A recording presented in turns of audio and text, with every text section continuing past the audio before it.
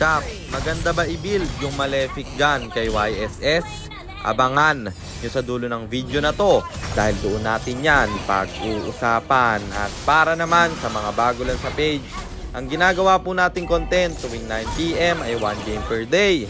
Solo, rank, game at ang goal natin sa content natin na to ay mag 100 win streak.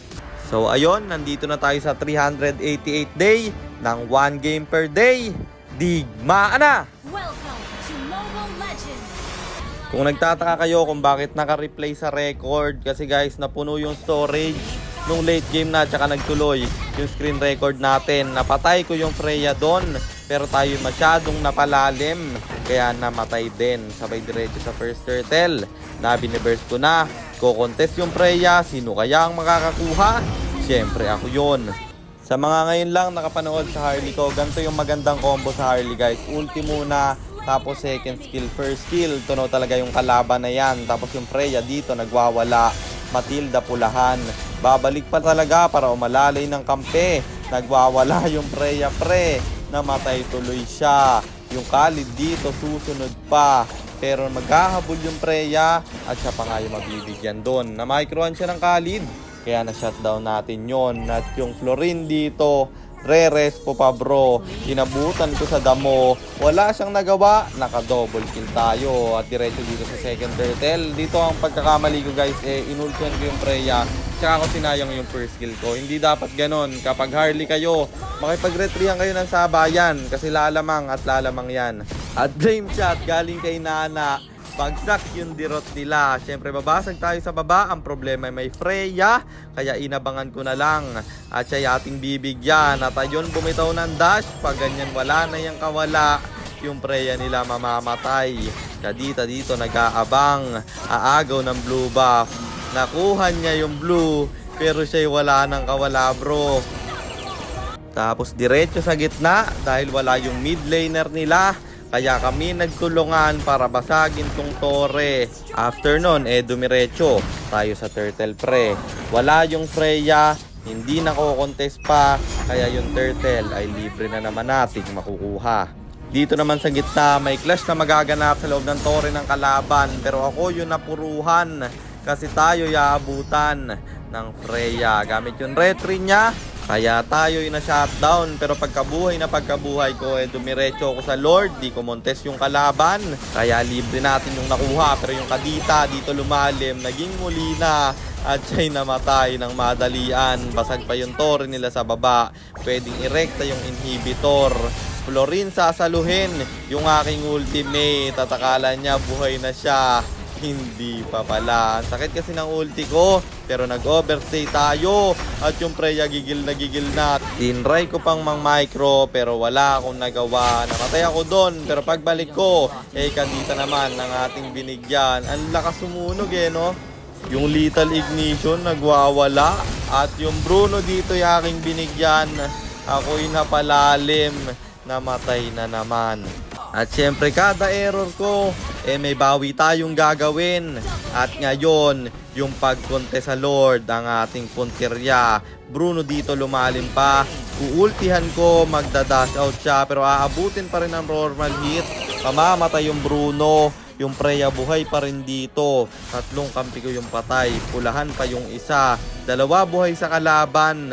Ako'y low HP na rin. Pero tayo makikipagretrihan. Tamang abang lang sa damo. Makapal na buhay ng Khalid bro. At sabay kaming pumasok. Naagaw ko yung Lord.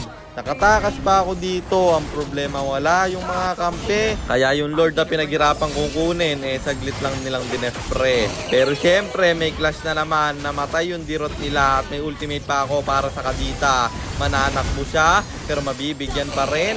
At makaka-out na naman tayo doon. Masyadong mandulas yung Harley natin. Pero yung Freya dito nang gigil na. Kasi ilang beses na ako nakakatakas. At dito hindi niya na ako pinakawalan. Pero pagbalik ko ay Lord na naman. Kung mapapansin nyo, kada error natin nakaka-objectives tayo. Ayan yung maganda. Hindi pwede yung pag namatay ka mga-answer ka na lang. At dito nahuli yung Bruno nila. Papatayin namin sa loob. Pero may Winter Crown siya kaya mabubuhay pa. Legendary yung Freya. Lord nagta-tower lock. Ako'y tamang free hit lang. Mamamatay yung Florin nila. Sabay Winter Truncheon sa loob. Bruno dito pumipreheat pero nag-tower yung kampe at natapos yung laban pre. Kaya panalo na naman tayo. At ang standing na natin ay 327, 61, 327 wins and 61 losses. At sagutin na natin yung tanong ni Idol. Maganda nga daw ba yung Malefic Gun sa Yi Sanshin? Para sa akin guys, mas okay na na-itemin nyo yung Malefic Roar kaysa Malefic Gun kay YSS. Mas maganda sigurong gamitin yung Malefic Gun kay Bruno tsaka kay Claude. Kasi 'di ba, pampahaba ng range yung Malefic Gun plus may 30% na penetration. Sa Yi Sanshin guys, hindi nyo kailangan ng masyadong mahabang range kasi kailangan nyo mapagana yung passive niya na critical, yung long range, short range, long range, short range. Maganda nga siguro yung Malefic Gun sa puro long range lang yung pang hit. And para rin masulit nyo yung penetration. Sa Malefic Roar kasi guys, bukod sa 30% penetration, meron pa siyang scaling na additional penetration. Basahin nyo na lang guys sa mga items na mas masakit yung penetration ng Malefic Roar. At yun lang, sana nasagot ko yung tanong mo Idol. At sana rin meron kayo natutunan sa content natin na to. At kung meron man, pakishare lang. Then after nyo i-share, mag-comment na rin kayo ng pa-shoutout para ma-shoutout ko kayo sa mga next nating content. At i-comment nyo na rin ang inyong mga katanungan kasi baka malay mo sa next nating content, comment mo naman ng mapili ko.